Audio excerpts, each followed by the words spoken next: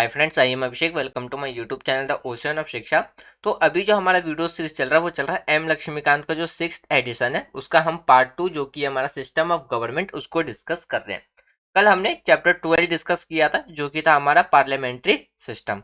उसमें हमने क्या क्या डिस्कस किया था। सबसे पहले हमने ये समझाया था कि जो पार्लियामेंट्री सिस्टम है यानी कि पार्लियामेंट्री गवर्नमेंट है उसके क्या क्या फीचर्स हैं। फिर हमने प्रेसिडेंटल सिस्टम के बारे में बात किया था कि जो प्रेसिडेंटल सिस्टम है उसके क्या क्या फीचर्स हमें देखने को मिलता है। फिर हमने प्रेसिडेंटल और पार्लियामेंट्री दोनों के यानी कि मेरिट्स और डिमेरिट्स को डिस्कस किया था। फिर हमने ये भी डिस्कस किया था कि ऐसे कौन से कारण थे कि भारत ने प्रेसिडेंटल सिस्टम को ना अडेप्ट करके किसको पार्लियामेंट्री सिस्टम को अडॉप्ट किया था। फिर हमने ये भी डिस्कस किया था कि किस तरीके से हमारा जो पार्लियामेंट्री मॉडल सिस्टम है वो किसके ब्रिटेन के पार्लियामेंट्री सिस्टम से अलग है। तो ये सब चीजें ऑलरेडी हमने कल की वीडियो में डिस्कस कर लिया था। आज हम इसके एमसीक्यू क्वेश्चंस प्रैक्टिस डिस्कस करेंगे जो एक तरीके से हमारे लिए टेस्ट का भी काम करेगा और दूसरा रिवीजन की तरह भी काम करेगा। क्यों? क्योंकि कल जो भी हमने डिस्कस किया था उसका हम आज एक बार और ओवरव्यू विद क्वेश्चंस प्रैक्टिस के साथ देख लेंगे, यानी कि उसको भी डिस्कस दोबारा से कर लेंगे। इससे आपका रिवीजन भी हो जाएगा और एक तरीके से प्रैक्टिस भी हो जाएगा कि किस तरीके से एग्जाम से आपसे क्वेश्चंस पूछे जा सकते। जिसने पार्लियामेंट्री सिस्टम पढ़ रखा है वो आज की वीडियो को एज अ टेस्ट की तरह सॉल्व करे। जिसने नहीं पढ़ा है या जो पढ़ रहा है वो क्या कर सकता है, एक तरीके से अपने रिवीजन की तरह या एक ओवरव्यू की तरह भी देख सकता है कि आखिर पार्लियामेंट्री सिस्टम में हम क्या क्या पढ़ेंगे, उसके बारे में क्या दे रखा है। तो इससे भी आपका क्या हो जाएगा, एक तरीके से आपको पूरा ओवरव्यू मिल जाएगा और काफी हद तक समझने में आसानी होगा। एक छोटी सी इंफॉर्मेशन मैं आपको बता दूं, 6th से लेकर के क्लास 11th की जो फर्स्ट एंड सेकंड ये दोनों बुक आपकी कंप्लीट की जा चुकी है। आप प्ले लिस्ट में जाकर के देख सकते हैं। एम लक्ष्मीकांत का जो हमारा फर्स्ट पार्ट था जिसमें टोटल 11 चैप्टर थे वो भी हमने डिस्कस कर लिया विद एमसीक्यू क्वेश्चंस प्रैक्टिस के साथ। वो भी आप प्ले लिस्ट में जाकर के देख सकते हैं और उन सबका लिंक मैं आपको डिस्क्रिप्शन में दे दूंगा। और यहाँ पे जो आई आई आई आइकॉन बटन आता है वहां पे भी आप क्लिक करके वो सारी वीडियो एक्सेस कर सकते हैं। फिर हमने जो हमारा एम लक्ष्मीकांत का जो फर्स्ट पार्ट है कॉन्स्टिट्यूशनल फ्रेमवर्क उसके हमने 11 के 11 चैप्टर के एमसीक्यू क्वेश्चंस का एक टेस्ट सीरीज भी डिस्कस कर रखा, वो भी आप प्ले लिस्ट में जाकर के देख सकते हैं। फिर जो हमारा 27 year UPSC prelims questions paper discussion चल रहा है उसमें हमने एशियंट, मिडेवल एंड मॉडर्न ये तीनों कंप्लीट कर लिया। इस संडे से हम इंडियन नेशनल मूवमेंट के क्वेश्चंस डिस्कस करेंगे जिसमें 27 साल में टोटल यूपीएससी ने प्रीलिम्स में 120 क्वेश्चंस अप्रोक्स पूछ रखे, वो सब हम डिस्कस करेंगे विद एक्सप्लेनेशंस के साथ। क्यों? क्योंकि जो हमारे यूपीएससी का जो प्रीलिम यानी कि किसी भी एग्जाम का जब आप प्रिपरेशंस करते हैं तो एक बेसिक नीड होता है कि आप पहले उसके सिलेबस को एनालाइज कीजिए, सिलेबस को पढ़िए, देखिए कि सिलेबस कहता क्या है, उसके बाद आप उसके ओल्ड क्वेश्चन पेपर लगाइए। जिससे आपको एक आइडिया मिल जाता है कि हर एक एग्जाम की जो एग्जाम पूछने का जो लेवल है वो अलग अलग होता है, स्टैंडर्ड अलग होता है, किस तरीके से वो पूछता है, कौन से सेक्शन से कितने क्वेश्चन उठाता है, ये सब आपको एक अच्छा सा आइडिया लग जाता है। इसीलिए सबके द्वारा कहा जाता है, जितने भी जो फैकल्टीज हैं या जो टीचर्स एग्जाम की प्रिपरेशन कराते हैं या आप किसी भी उस फील्ड के स्टूडेंट से जब आप एडवाइस लेते हैं, किसी सीनियर से एडवाइस लेते हैं, जैसे कि आप किसी यूपीएससी के सीनियर से एडवाइस लीजिए या अलग अलग गवर्नमेंट एग्जाम की प्रिपरेशन करने वाले से जब एडवाइस लोगे या लीजिएगा तो वो आपको पहला सजेशन ये देते हैं कि आप पहले सिलेबस कवर कीजिए, पहले सिलेबस देखिए आपका सिलेबस क्या है, उसके क्वेश्चंस पेपर देखिए, तब आप अपना प्रिपरेशन स्टार्ट कीजिए। तो इसीलिए हम हर संडे संडे क्या है 27 ईयर यूपीएससी प्रीलिम्स का क्वेश्चन पेपर डिस्कस कर रहे हैं। जैसे हमारा इंडियन नेशनल मूवमेंट कंप्लीट हो जाएगा तब हम अपना पॉलिटिकल का सीरीज स्टार्ट करेंगे जो कि हमारा यूनिट 3। यूनिट 2 में जियोग्राफी था तो जियोग्राफी ना डिस्कस करके हम यूनिट 3 यानी कि जो हमारा जियोग्राफी है हम उसको डिस्कस करेंगे। जियोग्राफी इसलिए डिस्कस नहीं करेंगे क्योंकि अभी हमने जियोग्राफी पढ़ा नहीं है। तो अभी हमारा पॉलिटी सीरीज चल रहा है, एज अ रिवीजन और टेस्ट के लिए हम पॉलिटी ही स्टार्ट करेंगे। पॉलिटी कंप्लीट हो जाएगा तब हम अपने जियोग्राफी का सीरीज स्टार्ट करेंगे।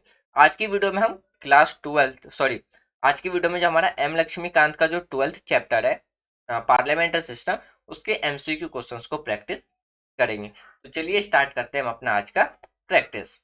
तो सबसे पहला जो क्वेश्चन है उसमें आपसे ये पूछा जा रहा है कि जो पार्लियामेंट्री गवर्नमेंट है उसको और किस किस नाम से जानते हैं। ये चीज मैंने कल आपसे बहुत ही ज्यादा ब्रीफली में डिस्कस किया था। ऑप्शन ए है कैबिनेट मिनिस्टर यानी कि कैबिनेट गवर्नमेंट। ऑप्शन बी है रिस्पॉन्सिबल गवर्नमेंट। ऑप्शन सी है Westminster form of government. और ऑप्शन डी है ऑल ऑफ द एबव। तो इसका करेक्ट आंसर क्या होगा आप कमेंट बॉक्स में लिखिए, तब हम अब डिस्कस करते हैं राइट आंसर।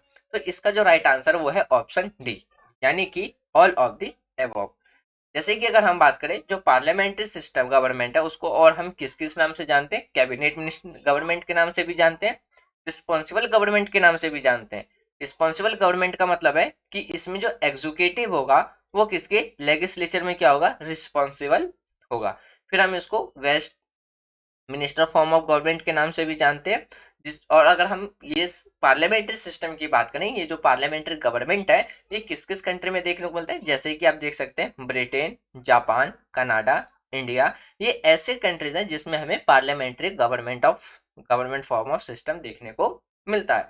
जैसे कि मैं आपको कल की जो वीडियो में डिस्कस किया था उस स्लाइड पे लेके चलता हूँ। जैसे कि कल हमने डिस्कस किया था कि जो हमारा पार्लियामेंट्री गवर्नमेंट सिस्टम है उसको हम किस किस नाम से भी जानते हैं, एक कैबिनेट सरकार के नाम से यानी कि कैबिनेट गवर्नमेंट के नाम से, जिम्मेदार सरकार responsible government, Westminster model government के नाम से, जो कि हमें भारत, ब्रिटेन, जापान, कनाडा और भी देशों में देखने को मिलता है। वहीं अगर हम प्रेसिडेंटल गवर्नमेंट की बात करें तो उसको और किस किस नाम से जानते हैं, तो non responsible government, non parliamentary government, fix executive system of government. जैसे कि यूएसए, ब्राजील, रसिया, श्रीलंका, ये वो कंट्री है जहां पे हमें प्रेसिडेंटल सिस्टम देखने को मिलता है। अब चलते हैं हम अपने नेक्स्ट क्वेश्चन के पास। अब बात करते हैं हम अपना सेकंड क्वेश्चन। सेकंड क्वेश्चन में आपको ये बताना है कि हमारे पास जो चार ऑप्शन है उसमें से कौन सा ऑप्शन पार्लियामेंट्री गवर्नमेंट से रिलेट नहीं करता है। ऑप्शन ए है resolutions of lower house. Option B है कलेक्टिव लाइबिलिटी। ऑप्शन सी है leadership of the prime minister. और ऑप्शन डी है सिंगल एग्जीक्यूटिव।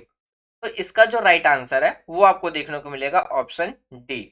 डी किस तरीके से अगर हम बात करते हैं कि पार्लियामेंट्री सिस्टम के बारे में, यदि हम उसके फीचर्स की बात करें तो फीचर्स में क्या था, वहां पे हमें डबल एग्जीक्यूटिव सिस्टम देखने को मिलता है ना कि सिंगल एग्जीक्यूटिव।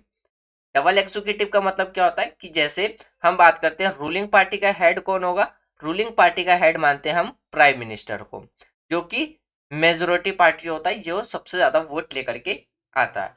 प्राइम मिनिस्टर को हम हेड ऑफ द स्टेट मानते हैं, हेड ऑफ द स्टेट, यानी कि राज्य का हेड कौन होगा, राज्य का प्रमुख कौन होगा, तो वो हमारा राष्ट्रपति होगा। और गवर्नमेंट का हेड कौन होता है, तो वो प्राइम मिनिस्टर होता है। तो इसीलिए क्या है पार्लियामेंट्री सिस्टम में हमें क्या है सिंगल एग्जीक्यूटिव नहीं बल्कि डबल एग्जीक्यूटिव देखने को मिलता है। जबकि ऑप्शन में आपको लास्ट में जो डी ऑप्शन है उसमें कहा गया था कि पार्लियामेंट्री सिस्टम में हमें सिंगल एग्जीक्यूटिव देखने को मिलता है, तो सिंगल नहीं वहां पे डबल आ जाएगा। और पार्लियामेंट्री सिस्टम में क्या है मेजोरिटी पार्टी रूल करती है, यानी कि जिसको सबसे ज्यादा वोट प्राप्त होता है। फिर हम वहीं पे बात करते हैं बाकी collective responsibility, political homogeneity, double membership, यानी कि हम बात करते हैं एक मिनिस्टर या तो वो लोकसभा का भी मेंबर हो सकता है या तो राज्यसभा का भी मेंबर हो सकता है। जैसे कि हमने बात किया था इंदिरा गांधी, डॉक्टर मनमोहन सिंह, ये ऐसे प्राइम मिनिस्टर थे जो राज्यसभा से बिलोंग करते थे। फिर वहीं पे अगर हम बात करते हैं जैसे हमारे अभी के जो करंट के जो प्राइम मिनिस्टर है वो लोकसभा के मेंबर है। तो जो अब पार्लियामेंट्री सिस्टम की बात करें तो उसमें क्या है हमें दोनों हाउस के मेंबर में से किसी के भी एक का मेंबर होना चाहिए, ये देखने को मिलता है, यानी कि डबल मेंबरशिप देखने को हमें मिलता है। वहीं पे बात करते हैं जो लीडर होता है रूलिंग पार्टी का वो कौन होता है, प्राइम मिनिस्टर होता है। कौन होता है, प्राइम मिनिस्टर होता है। फिर अगर रूलिंग पार्टी यानी कि जो मेजोरिटी पार्टी है लोकसभा के अंदर जब अपने उनके अगेंस्ट में लो कॉन्फिडेंस यानी कि लो कॉन्फिडेंस मोशंस लाया जाता है, तो उसके तहत क्या है जिसमें वो अपनी मेजोरिटी यदि प्रूफ नहीं कर पाते हैं तो वहीं पे लोकसभा क्या होता है डिसॉल्व हो जाता है। ये सारी चीजें हमें पार्लियामेंट यानी कि जो हमारा प्रेसिडेंटल सिस्टम है उसमें देखने को नहीं मिलता है। वो अगला क्वेश्चन हम तीसरे क्वेश्चन में डिस्कस करेंगे। यानी कि आपका जो थर्ड क्वेश्चन है इसमें आपको ये बताना है कि चार ऑप्शन में से कौन सा मेरिट, मेरिट का मतलब होता है गुण, ये बताने कि प्रेसिडेंटल सिस्टम का इनमें से कौन सा गुण नहीं है। पहला है परमानेंट गवर्नमेंट, दूसरा है कन्फर्मेशंस इन पॉलिसी, तीसरा है लिमिटेड रिप्रेजेंटेशन, और चौथा है मतलब फोर्थ ऑप्शन है आपके पास गवर्नमेंट बाय एक्सपर्टीज। तो इसका जो राइट आंसर है वो है ऑप्शन सी, यानी कि लिमिटेड रिप्रेजेंटेशन। यदि हम प्रेसिडेंटल सिस्टम की बात करें तो उसका एक फीचर हमें क्या देखने को मिलता है, उसमें प्रेसिडेंटल सिस्टम में सिंगल एग्जीक्यूटिव होता है। सिंगल एग्जीक्यूटिव का मतलब क्या है, स्टेट का और गवर्नमेंट का हेड कौन होता है, प्रेसिडेंट होता है, जैसे कि हम यूएससी की बात करते हैं।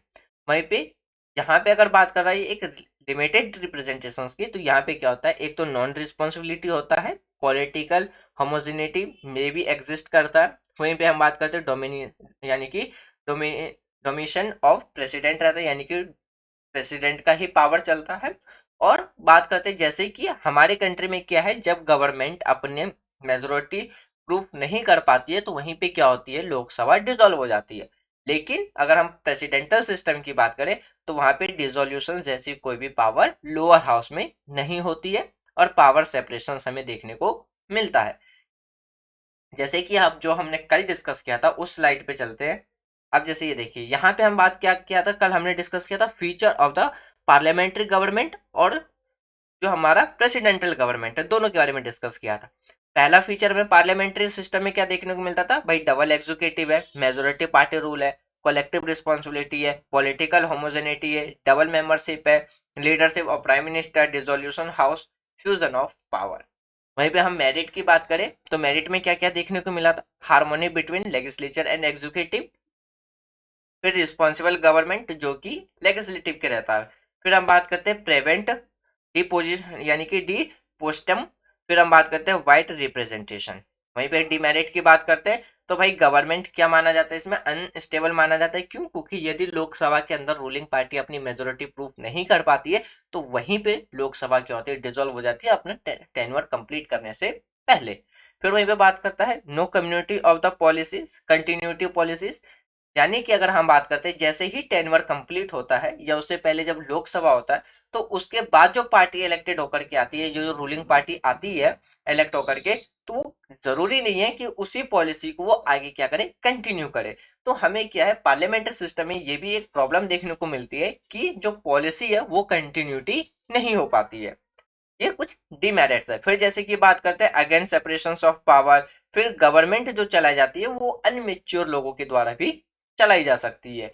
जैसे कि हम बात करते हैं कुछ एजुकेटेड मिनिस्टर भी बनते हैं, कुछ अनएजुकेटेड मिनिस्टर भी बन सकते हैं। वहीं पे अगर हम प्रेसिडेंटल सिस्टम की बात करें तो इसका जो सबसे पहला जो फीचर देखने को मिलता है वो इसके जस्ट अपोजिट में सिंगल एग्जीक्यूटिव देखने को मिलता है। तो वहीं पे बात करते हैं प्रेसिडेंट एंड जो लेजिस्लेचर होते हैं वो इलेक्टेड होते हैं सब, यानी कि वो दोनों ही क्या होते हैं, सेपरेटली इलेक्टेड होके आते हैं और वो भी फिक्स टाइम के लिए। फिर नॉन रिस्पॉन्सिबिलिटी देखने को मिलता है। फिर हम बात करते हैं जो पॉलिटिकल होमोजेनिटी है वो भी मे भी उसमें एग्जिस्ट करते हैं। फिर हमें उसमें सिंगल मेंबरशिप देखने को मिलता है। फिर डोमिनेशन ऑफ प्रेसिडेंट, यानी कि इसमें राष्ट्रपति की ज्यादा पावर रहती है। डिसोल्यूशन यानी कि लोकसभा डिसॉल्व नहीं होता है। सेपरेशन ऑफ पावर हमें देखने को मिलता है। कुछ डिमेरिट्स की बात करें तो सबसे ज्यादा कंफ्लिक्ट किसमें, लेजिस्लेटिव और एग्जीक्यूटिव के बीच में देखने को मिलता है। पार्लियामेंट्री सिस्टम की बात करें तो इसमें जो एग्जीक्यूटिव है वो रिस्पॉन्सिबल होता है किसके, लेजिस्लेचर के। फिर नॉन रिस्पॉन्सिबल गवर्नमेंट देखने को मिलता है, इसमें जो ऑटोक्रेसी है उसके द्वारा शायद लीड की जाती है, यानी कि may be lead to autocracy. फिर हम बात करते हैं नैरो रिप्रेजेंटेशन का। अब बात करते हैं कुछ मेरिट्स की, जैसे कि हमें इसमें गवर्नमेंट क्या देखने को मिलता है, स्टेबल देखने को मिलता है। यानी कि अगर हम यूएसए की बात करें तो यूएसए में कोई प्रेसिडेंट यदि 4 साल के लिए चुन के आता है तो वो 4 साल से पहले कभी नहीं हटेगा, वो आफ्टर इलेक्शंस के बाद ही हटेगा। यदि वो मेजोरिटी में जीत के आता है तो वो अपनी गवर्नमेंट को 4 साल के लिए और कंटिन्यूटी रखेगा। यदि वो जीत के नहीं आता है तो वो उसकी जगह पे दूसरे पार्टी के हाथ में पावर ट्रांसफर हो जाएगा जो इलेक्टेड होकर के आएगा। जैसे कि हम बात करते हैं डोनाल्ड ट्रम्प के बारे में, तो डोनाल्ड ट्रम्प क्या है, सिर्फ 4 साल ही अपना टेनवर कंप्लीट कर पाए थे, उसके बाद कौन आ गए, तो हमारे, तो उसके बाद जो हमें यूएसए की जो नेक्स्ट अभी की जो करंट प्रेसिडेंट देखने को मिलते हैं वो कौन देखने को मिलते हैं, जॉन बाइडन। यानी कि 4 साल कंप्लीट होने से, यानी कि वो बिना अपना टेनवर कंप्लीट किए नहीं हट सकते, वो अपना तभी हट सकते हैं जब उनका टेनवर कंप्लीट हो जाए और वो दोबारा इलेक्टेड होकर के ना आ पाए। वही चीज हमें यूएसए में एक चीज और देखने को मिलती है, वहां पे कोई भी आदमी सिर्फ 2 बार ही प्रेसिडेंट बन सकता है, उससे ज्यादा नहीं। तो यानी कि हम ये कह सकते हैं कि वहां पे क्या है, एक स्टेबल गवर्नमेंट देखने को मिलता है।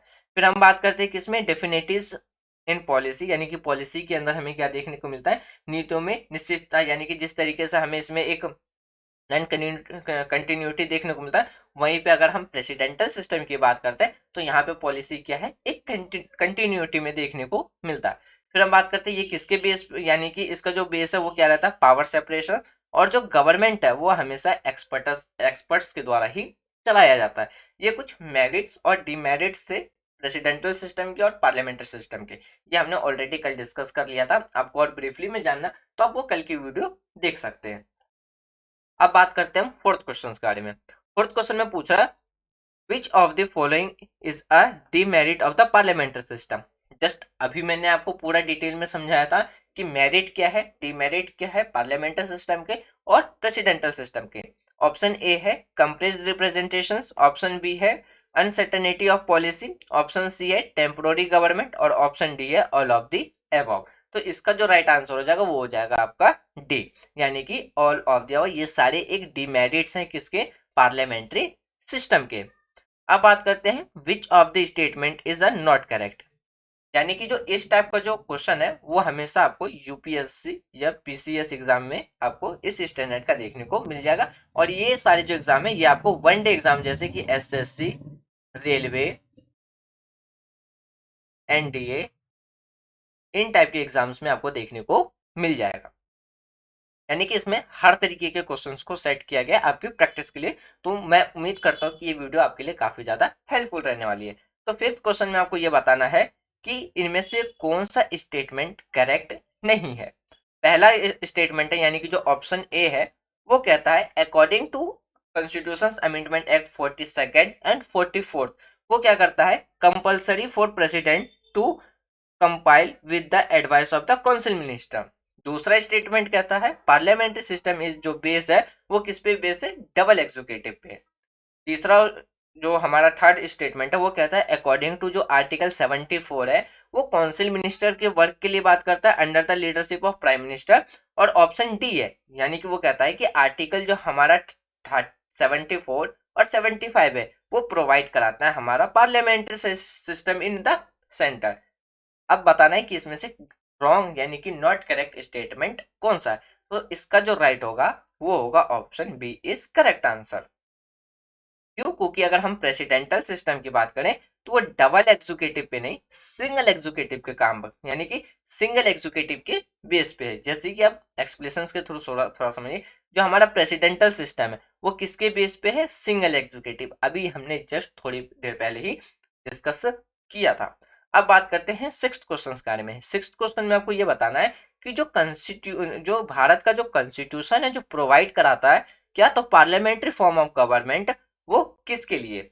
ऑप्शन ए है सिर्फ सेंट्रल लेवल के लिए, ऑप्शन बी है सिर्फ स्टेट लेवल के लिए, ऑप्शन सी है सेंट्रल और स्टेट दोनों के लिए, और ऑप्शन जो डी है central, state and panchayat level तीनों के लिए। तो इसमें से बताना है कि हमारा जो करेक्ट आंसर है वो क्या है। तो इसका जो राइट आंसर है वो है आपका ऑप्शन सी, यानी कि हम बात करते हैं आर्टिकल 74 एंड आर्टिकल 75 वो सेंट्रल के लिए बात करता है, और अगर हम बात करते हैं 163 एंड आर्टिकल 164 ये स्टेट पार्लियामेंट्री सिस्टम के लिए बात करता है हमारा कॉन्स्टिट्यूशन। तो इसलिए जो इसका जो राइट आंसर है वो आपको क्या देखने को मिलेगा, ऑप्शन सी। अब बात करते हैं हम सेवंथ क्वेश्चन के बारे में। सेवंथ क्वेश्चन में आपको यह बताना है कि कौन सा आर्टिकल सेंट्रल लेवल के लिए पार्लियामेंट्री सिस्टम ऑफ गवर्नमेंट की बात, यानी कि पार्लियामेंट्री सिस्टम ऑफ गवर्नमेंट की बात रखी गई है कॉन्स्टिट्यूशन के किस आर्टिकल में। ऑप्शन ए है आर्टिकल 74, ऑप्शन बी है 75, ऑप्शन सी है आर्टिकल 163, ऑप्शन डी है आर्टिकल 174 या सॉरी आर्टिकल 74 एंड 75। तो इसका आंसर आपको यहीं पे मिल जाएगा, यानी कि इसका जो राइट आंसर वो है ऑप्शन सी। यानी कि अगर हम बात करते हैं किसके बारे में, आर्टिकल 74 और 75 किसके बारे में बात करता है, वो सिर्फ सेंट्रल लेवल के पार्लियामेंट्री सिस्टम के बारे में बात करता है।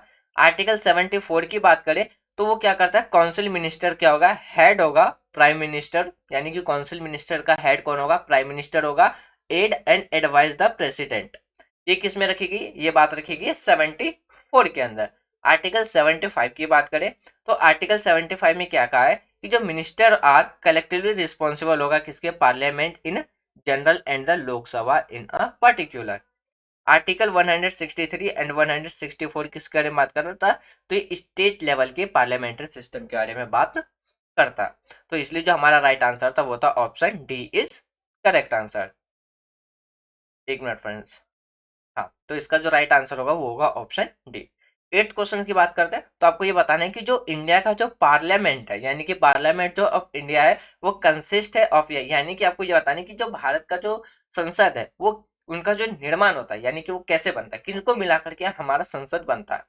तो ऑप्शन ए है राज्यसभा और लोकसभा, ऑप्शन बी है president Lok Sabha Rajya Sabha, option C है Lok Sabha president and council of minister, और ऑप्शन डी है Lok Sabha Rajya Sabha and council of minister.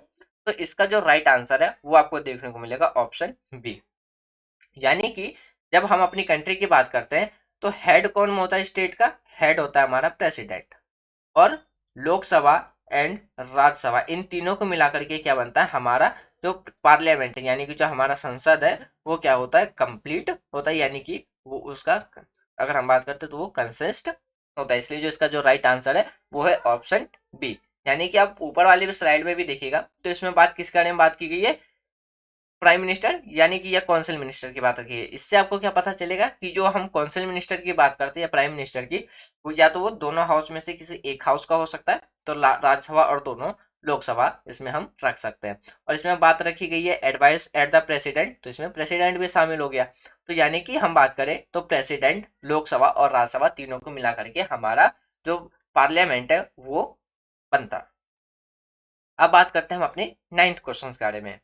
9th question में आपको ये बताना है कि जो हमारा जो यानी कि जो पार्लियामेंट्री सिस्टम है उसमें जो एग्जीक्यूटिव है वो किसके लिए रिस्पॉन्सिबल है। ऑप्शन ए है द लेजिस्लेचर, ऑप्शन बी है द जुडिशरी, यहाँ पे लेजिस्लेचर होगा, स्पेलिंग थोड़ी सी मिस्टेक हो गई है, मैं आपको करेक्ट पीपीटी में करेक्ट करके आपको मिल जाएगा। तो ऑप्शन ए है द लेजिस्लेचर, ऑप्शन बी है जुडिशरी, ऑप्शन सी है द पीपल और ऑप्शन डी है नन ऑफ दिस।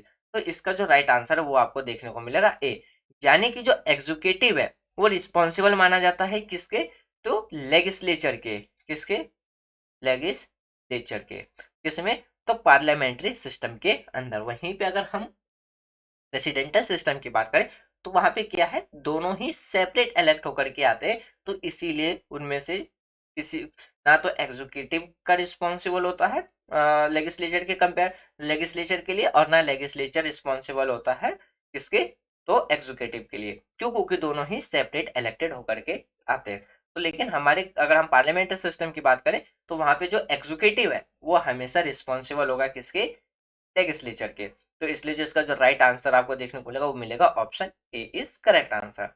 अब बात करते हैं हम अपने 10th क्वेश्चन के बारे में, लास्ट क्वेश्चन। तो इसमें आपको ये बताना है कि जो इंडिया का जो पार्लियामेंट है यानी कि पार्लियामेंट्री सिस्टम है उसका हेड कौन होगा। ऑप्शन ए है प्रेसिडेंट, ऑप्शन बी है प्राइम मिनिस्टर, ऑप्शन सी है स्पीकर ऑफ लोकसभा और ऑप्शन डी है स्पीकर ऑफ राज्यसभा। तो इसका राइट आंसर है ऑप्शन ए यानी कि प्रेसिडेंट। यानी कि हम पार्लियामेंट्री सिस्टम की बात करते हैं जहां पे पूरा एडमिनिस्ट्रेशन रन होता है, तो यानी कि पार्लियामेंट का जो हेड होगा वो किसका हेड माना जाएगा, नेशन का यानी कि स्टेट का हेड माना जाएगा। तो इसीलिए प्रेसिडेंट क्या होता है हमारे पार्लियामेंट्री सिस्टम का यानी कि पार्लियामेंट का हेड होता है। यहाँ पे आप कंफ्यूज मत कर लेना लोकसभा के हेड से। लोकसभा का जो हेड होता है वो कौन होता है, लोकसभा का जो स्पीकर होता है वो लोकसभा का हेड माना जाता है। राज्यसभा का हेड कौन होता है, तो जो हमारे वाइस प्रेसिडेंट होते हैं वो लोकसभा के चेयरपर्सन होते हैं यानी कि हेड होते हैं। और जो हमारे प्राइम मिनिस्टर है, प्राइम मिनिस्टर कौन होते हैं, रूलिंग पार्टी के हेड होते हैं। तो इसलिए जो इसका जो राइट आंसर है वो है ऑप्शन ए यानी कि प्रेसिडेंट इज करेक्ट आंसर। तो फ्रेंड्स ये था हमारा आज का डिस्कशन जिसमें हमने 10 एमसीक्यू क्वेश्चंस प्रैक्टिस किया, जिसमें आपको एक ओवरव्यू मिल गया होगा कि पार्लियामेंट्री सिस्टम में क्या क्या फीचर्स थे या पार्लियामेंट्री सिस्टम में हमें क्या क्या पढ़ना है और किस तरीके से इससे सवाल पूछे जा सकते हैं।